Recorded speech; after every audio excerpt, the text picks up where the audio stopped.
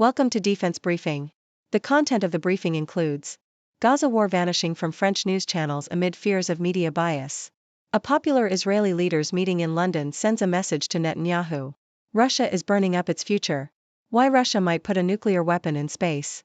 Russia to bolster famed Eastern railroads as China trade booms. Gaza war vanishing from French news channels amid fears of media bias. RFI. The French media is failing to provide adequate coverage of the ongoing conflict in Gaza, according to media anthropology researcher Celia Chiral. Analysis of 20 news programs from 8 to 14 January showed that only 29 seconds were devoted to the situation in Gaza and the Palestinians. Similar results were found by French media watchdog Acrimed and the program Arret sur Images. Acrimed found that French media had marginalized Gaza and the Palestinians, while Arret sur Images found that only 5 minutes were given to Gaza during 30 hours of airtime and 46 news bulletins. A popular Israeli leaders meeting in London sends a message to Netanyahu. New York Times.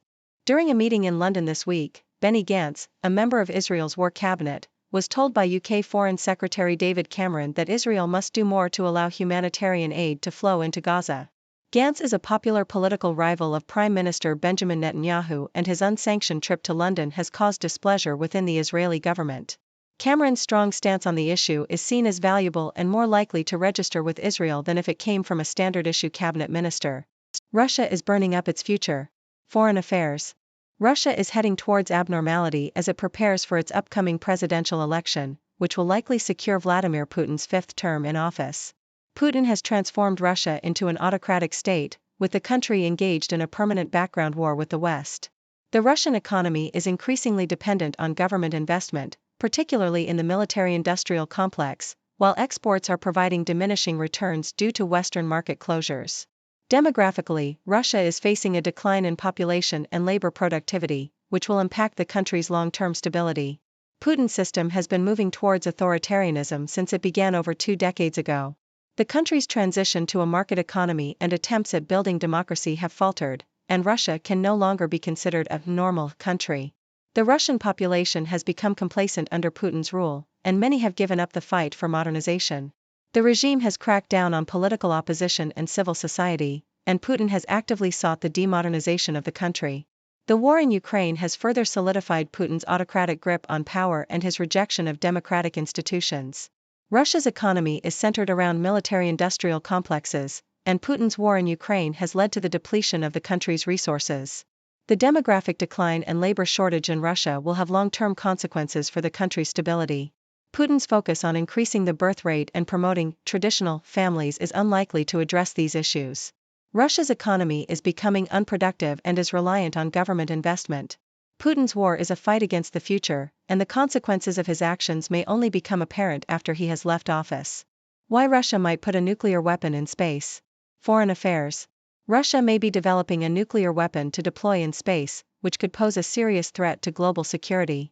The purpose of such a weapon would be to destroy large-scale satellite constellations used for communications and reconnaissance, potentially disrupting military operations and causing damage to vital infrastructure.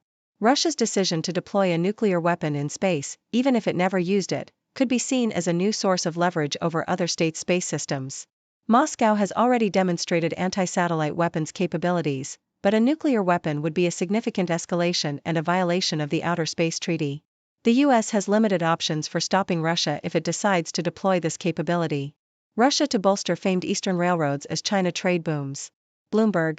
Russia plans to spend billions of dollars upgrading its rail infrastructure to enable it to cope with the growing trade between the country and China. Russia is preparing to spend $4 billion this year alone to improve the country's rail infrastructure, and the country's president, Vladimir Putin, has outlined plans to boost annual shipping capacity on Russia's 2 longest rail routes to 210 million tons by 2030. The hard right wing of House GOP poised to grow even larger next year. Washington Post. The House Republican Conference is becoming increasingly ungovernable, thanks to the victory of hard-right candidates in a number of below-the-radar primary races on Super Tuesday. While these races may seem unimportant, they are critical in determining whether House Republicans can build a majority that can govern in a somewhat normal fashion. The victories of hard-right candidates in races in Alabama, Texas, and Arkansas will lead to an increase in the number of lawmakers who are willing to oppose must-pass bills in order to gain attention from conservative media and social media sites for their ideological purity. This has already left House Speaker Mike Johnson almost powerless in negotiations, as Democrats often know that their votes are decisive in passing legislation. House Republican leaders have stated that their goal in November is not just to retain the majority, but also to grow the majority in order to water down the influence of the right-wing faction that has caused such headaches this year. If they are unable to do so, it could lead to an even more ungovernable conference. Russia played a card that nearly doubled its energy revenues in February. Yahoo! Russia's oil and gas revenues rose by over 80% in February from the same period last year. Despite sanctions imposed on Russia following its invasion of Ukraine, the country managed to circumvent them and maintain revenue. This is partly due to activating a price floor mechanism for domestic oil producers. Russia collected 945.6 billion rubles, $10.4 billion, in oil and gas revenues in February, compared with 521.2 billion rubles in February 2017. Around one-third of Russia's revenue comes from oil and gas. Proposed UN resolution calls for ceasefire in conflict-torn Sudan during upcoming Muslim Holy Month. Associated Press. The UK has drafted a UN resolution calling for an immediate end to fighting in Sudan ahead of the Muslim Holy Month of Ramadan. The draft expresses concern over the spreading violence, food insecurity, and the deteriorating humanitarian situation in Darfur. Sudan has been in conflict since April 2019, when tensions between the military and paramilitary forces broke out into street battles in the capital, Khartoum. The UK has called for a vote on the resolution on Friday. France's UN ambassador has called for a Ramadan truce in both Sudan and Gaza. Kim Jong-un observes training to storm border posts in war prep. Bloomberg. North Korean leader Kim Jong-un oversaw military drills that involved storming border guard posts, increasing pressure on South Korea. This follows Kim's recent statement that he no longer seeks peaceful unification with South Korea. The drills included troops and helicopters training to take over a post similar to those on the South Korean side of the border. The US and South Korea have also begun their annual joint military exercises. North Korea has warned that the drills threaten its government and raised the possibility of military provocation. Some speculate that Kim is preparing for battle, but South Korea believes North Korea is trying to raise its profile ahead of upcoming elections. California's closely watched House primaries offer preview of battle to control Congress. Associated Press. California held primary elections for all 52 of its congressional seats on Tuesday, with several districts expected to be competitive in the November general election. The top two candidates, regardless of party, will advance to the general election. With about 10 seats expected to be competitive, the outcomes will play a significant role in determining which party controls Congress. Currently, Republicans hold 219 seats in the House of Representatives, while Democrats hold 213, with 3 vacancies. The results of some races may not be known for days or weeks, as mail-in ballots can be counted if they are postmarked by Election Day and arrive up to a week later. Some of the most closely watched races include the 22nd District in the Central Valley, the 47th District to replace incumbent Democrat Katie Porter, the 45th District in Orange County, the 49th District in Southern California, the 27th District in Los Angeles County, and the 41st District east of Los Angeles. Ladies and gentlemen, I am Dr. Six, your trusty observer from the sixth dimension. Today, I bring you a roundup of news from around the world, covering everything from media bias in France to Russia's nuclear ambitions in space. Let's dive in. First up, we have the concerning issue of media bias in France. It seems that the ongoing conflict in Gaza is receiving inadequate coverage from French news channels. The situation in Gaza and the plight of the Palestinians have been marginalized, with only a few seconds or minutes dedicated to them in news programs. This raises questions about media objectivity and the importance of providing balanced coverage on such critical issues. Moving on, we have a diplomatic showdown between the UK and Israel. Benny Gantz, a popular Israeli leader, met with UK Foreign Secretary David Cameron in London. Gantz's unsanctioned trip and Cameron's strong stance on humanitarian aid to Gaza have caused displeasure within the Israeli government. This meeting sends a clear message to Prime Minister Benjamin Netanyahu that Israel must do more to allow aid into Gaza.